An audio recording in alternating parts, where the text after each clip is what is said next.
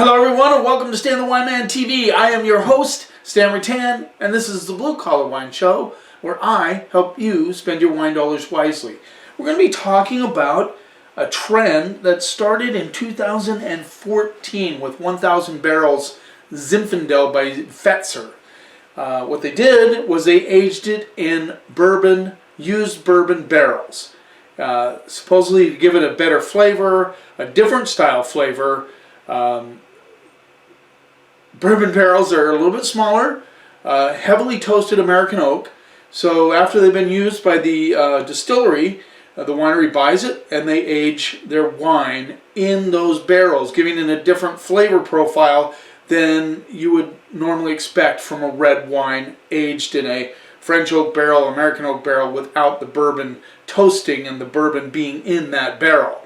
The fact that they're smaller barrels, a little taller, a little smaller, there's more juice to barrel contact, and in order to make sure that they don't get too much of the flavor from the barrel, some wineries only age part of the wines in bourbon barrels, and they only age them 2 to 3 months in those barrels to kind of hold back some of those flavors from affecting the wine too much.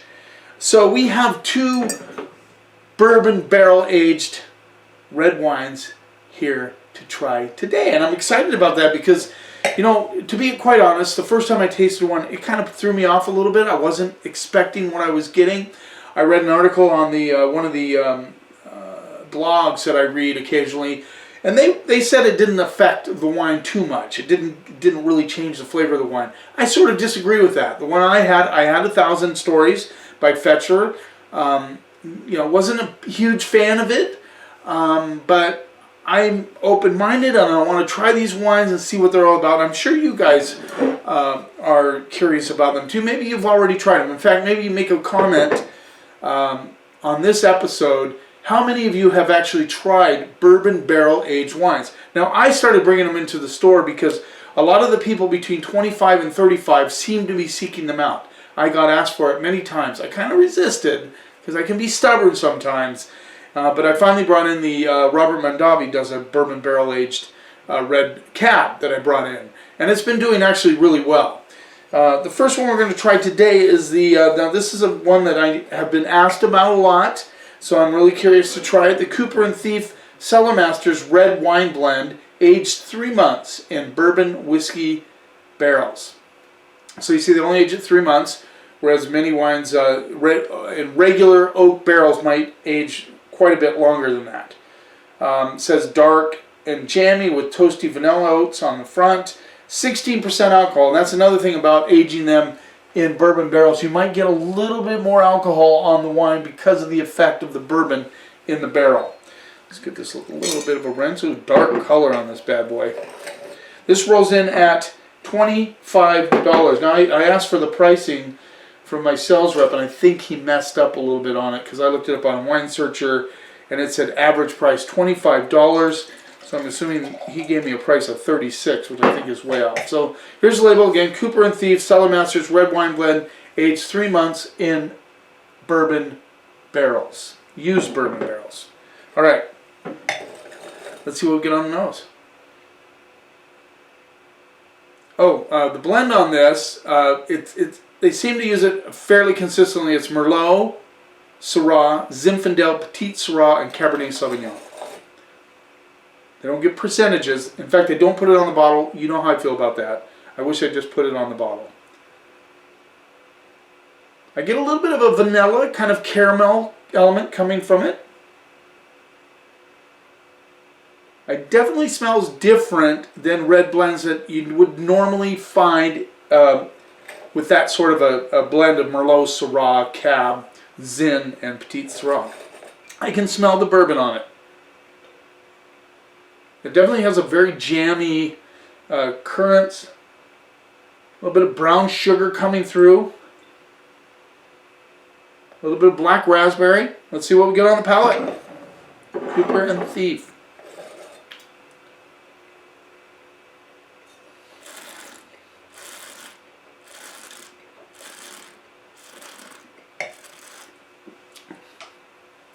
Yeah, There's no doubt in my mind. This is an impression I got the first time I tried these wines. It has a bourbon-esque flavor to it. It's very fleshy. This is a very fleshy wine, jammy, but it's restrained. I will say that. It's a 10 in the delicious category. I can see why someone would like this, especially if you're a newbie wine drinker. You don't want to get into those big tannic wines. This has a lot of vanilla on the backside, a ton of vanilla. In fact, I feel like maybe I just finished a scoop of vanilla ice cream with a little bit of currant sauce on it, a little bit of black raspberry sauce. That's what I'm getting. But very smooth, very delicious, especially if you like vanilla ice cream and currants. And a little bit of brown sugar and a little bit of caramel all thrown in.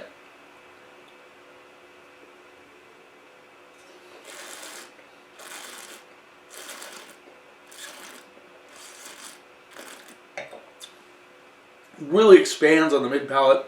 I get just a little bit of grip on the backside on that second effort. There's the second try. Still a lot of vanilla, a lot of currants. I get that bourbon-esque flavor to it. It definitely gives it a bigger lift in the palate. Yeah, it's no burn. There's no burn on this. It's a very balanced wine. Now I'm going to approach this as far as grading this wine based on not on a regular red wine. You can't go there. How is this effort taken into the fact they put it in bourbon barrels, and those bourbon barrels will add those characteristics to the wine. If that's what you're looking for, a little bit of raisin action on the backside as well. If that's what you're looking for in your wine, I'm going to go B+ on this wine. I think it's good balance. I think it's well made. Would I go out and buy this wine? Not the kind of wine I'm looking for. But I can see people really liking this wine, and it is well made.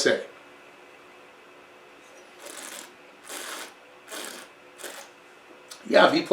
Well made wine. Once again, I'm taking into the consideration that it's aged in bourbon barrels, which it is, of course, but you have to factor that in when you're grading a wine. How well is it made? What are your expectations? Do you like those flavors? Maybe not, but it's still a very well made wine. Now let's move on. And I like the fact that these guys put them in bourbon style bottles. That's kind of cool, both of these. My next episode that I do after this, I am going to do another episode on bourbon barrel aged wines, but I'm going to do it blind because I have 3 that are the same size bottle. You couldn't put these in a blind lineup. It would screw you up big time, right? Okay, that was 16% alcohol. This is the 2018. Did this have a... 2017. This was 17. This is 2018. Shack Zinfandel by Shannon Ridge Winery, Lake County, California. Clay Shannon on the front. This is 15.9% alcohol. And this rolls in at $23. There you go. Shack. Okay. A little rinse. This is Zinfandel. Okay. Sometimes I think I forget to read where this came from. The Cooper and Thief. I know it's California, but I don't see it. It just says California. Yes, it does. Okay. I think I never did an episode before.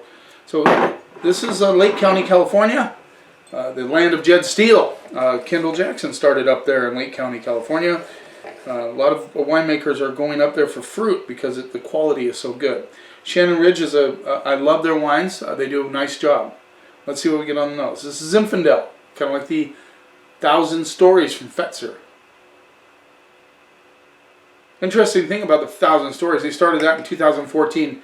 They are now at around 300,000 cases, I believe, or 200,000 cases of wine. That's how popular it is. And another thing about the bourbon barrel-aged wines, bourbon has had a huge surge over the last 5 years, and these winemakers, you know, they're kind of smart. Why don't we start doing bourbon barrel-aged reds to kind of get on the coattails of that bourbon surge, you see? The nose on this is none of those characteristics I got on the Cooper and Thief. Of course, it doesn't smell like a Zinfandel to me either. Very restrained on the nose. I'll say that. I'm not getting a lot on the nose. We get a little earth, which is very interesting. A little bit of earth. I get a little bit of raisin character coming through.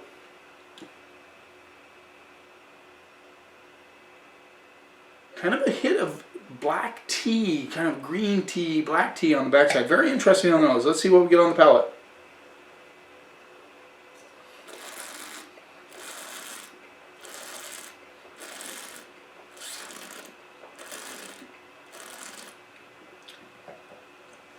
Wow.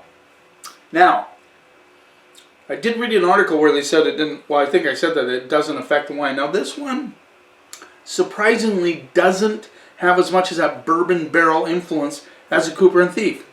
I'm getting some really interesting flavors on this that I didn't expect from a Zinfandel. And that could be the toast of the bourbon barrel. I get tobacco, I get coffee bean, I get a little bit of earth coming through. Very interesting, very interesting.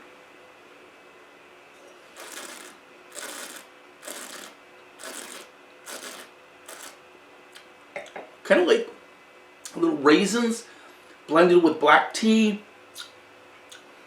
It has good acidity, which I'm actually kind of impressed with this wine. I mean, you know, $23 Zinfandel, bourbon barrel aged. I would not guess it being bourbon. I get a little toastiness, but no vanilla, no brown sugar, no caramel, none of those. I'm getting more earth notes, black tea, coffee. Yeah, very interesting.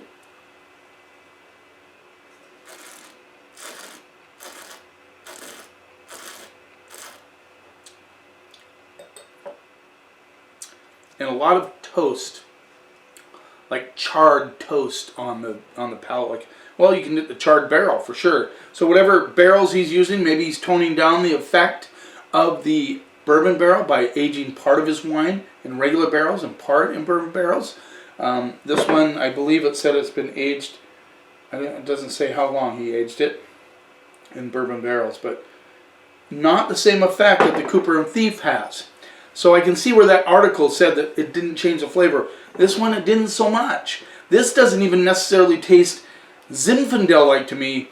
It's a very interesting one. I like it. It almost has like a Bordeaux-ish sort of edge to it, but you know, it's not big and jammy. It's balanced. It's got really cool flavors that I don't usually get in a Zinfandel. That black and green tea, that earth, that tobacco, that coffee bean sort of thing going on.